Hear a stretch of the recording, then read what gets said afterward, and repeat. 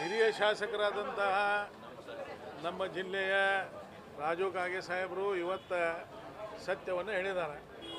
ಆದರೆ ಒಂದು ವಿಷಯ ಹೇಳ್ತೀನಿ, ಅವರು ಹೇಳಿದ್ದನ್ನು ಹೇಳ್ತೇನೆ. ಮುಖ್ಯಮಂತ್ರಿಗಳು ವಿಶೇಷ ಅನುದಾನ ಕೊಟ್ಟಿದ್ದಾರೆ ಅಂತೇಳಿ. ಮುಖ್ಯಮಂತ್ರಿಗಳು ವಿಶೇಷ ಅನುದಾನ ಅಂತಂದ್ರೆ ಯಾರು ಕೊಟ್ಟಿದ್ದಾರೆ? ಮುಖ್ಯಮಂತ್ರಿಗಳು. ಅಂದರೆ ಮುಖ್ಯಮಂತ್ರಿಗಳು ಒಂದು ಬೋಗಸ್ ಲೆಟರ್ ಕೊಟ್ಟಿದ್ದಾರೆ ರಾಜು ಕಾಗೆಗೆ, ತೋಪ ಸಮಾಧಾನ ಇದು ಅಂಥೇಳಿ. ಇದು ಒಂದು ಭಾಗ.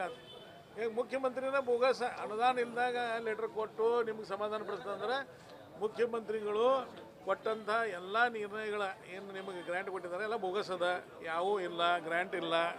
ಅಂದರೆ ಬೋಗಸ್ ಬಜೆಟ್ ಮಾಡಿ ಬೋಗಸ್ ಸರ್ಕಾರ ನಡೆಸುವಂಥ ಮುಖ್ಯಮಂತ್ರಿಗಳು. ಒಂದು ಇಲ್ಲ, ಮುಖ್ಯಮಂತ್ರಿಗಳು ಕೊಟ್ಟಿದ್ದನ್ನು ಸರಿಯಾಗಿ ಅನುದಾನ ಇತ್ತಂತಂದ್ರೆ ರಾಜೀವ್ ಕಾಗೆ ಅವರು ಪರ್ಸೆಂಟೇಜ್ ಕೊಟ್ಟಿಲ್ಲ, ಅದಕ್ಕೆ ಬಿಡುಗಡೆ ಆಗಿಲ್ಲ.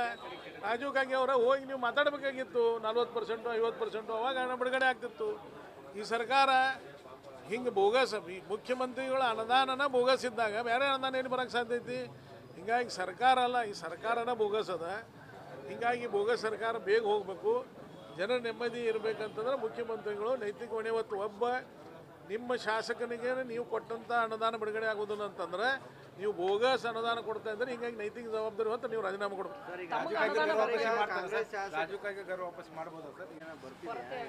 ನನ್ನ ಕ್ಷೇತ್ರನಾಗ ನಡೆದಂಥ ಎಲ್ಲ ಕೆಲಸಗಳು ನನ್ನ ಹಿಂದಿನ ಸರ್ಕಾರನಾಗ ಇದ್ದಂತಹ ಅನುದಾನದಲ್ಲೇ ಮಾಡ್ತಾ ಇದ್ದೀನಿ.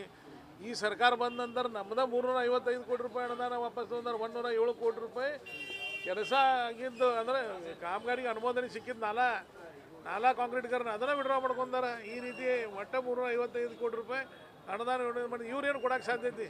ನಮ್ಮ ಸರ್ಕಾರದ ರೊಕ್ಕ ಕೊಡ್ತಾ ಇಲ್ಲ. ಈಗ ನಿಮ್ಗೆ ಹೇಳ್ತಾನೆ, ಬರುವಂಥ ಅಧಿವೇಶನ ಟೈಮ್ನಾಗ ನಾವು ಎಲ್ಲರಿಗೂ ಕರಿ ಧ್ವಜ ತೋರಿಸಾರ.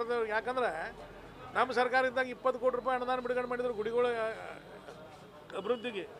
5 ಕೋಟಿ ರೂಪಾಯಿ ಬಿಡುಗಡೆ ಆಯ್ತು. ಇವತ್ತು ನನ್ನ ಕ್ಷೇತ್ರನಾಗ ನಿಮಗೆ ಒಂದು ಕರ್ಕೊಂಡು ಹೋಗ್ತಾರೆ ಗುಡಿಗಳದ್ದು ಎಲ್ಲರೂ ತೋರ್ಸಕ್ಕೆ. ಇವತ್ತು ಏನು ಸಿರಿಯಾ ಇದು ನಮ್ದು ಇರಾಕ್ ಮತ್ತು ಇಸ್ರೇಲ್ ಯುದ್ಧ ನಡೆದು ಹಂಗಾಗಿದ್ದಾವೆ ನಮ್ಮ ಗುಡಿಗಳು. ಕೆಲವೊಂದು ಕಡೆ ಪಿಲ್ಲರ್ ಅದಾವೆ, ಸ್ಲ್ಯಾಪ್ ಆಗಿಲ್ಲ.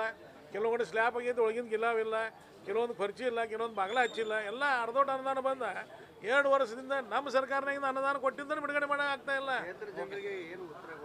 ಏನು ಉತ್ತರ ಕೊಡೋದು? ಜನನ ಉತ್ತರ ಕೊಡ್ತಾರೆ. ಈ ಸಲ ಬೆಳಗಾವಿಗೆ ಅಧಿವೇಶನ ಆದ್ರೆ ನನ್ನ ಲೆಕ್ಕಲೆ ಜನ ರೊಚ್ಚಿಗೆ ಪರಿಸ್ಥಿತಿ ನಿರ್ಮಾಣ ಆಗಿದೆ ಬೆಳಗಾವಿ ಜನರದ್ದು. ಯಾರು ಅನುದಾನ ಕಟ್ ಮಾಡಿದಾರೆ ಅವ್ರ ವಿರುದ್ಧ. ನ್ಯೂಸ್ ಫಸ್ಟ್ ನಿರ್ಭೀತಿಯಿಂದ ನಿಮ್ಮ ಪರವಾಗಿ.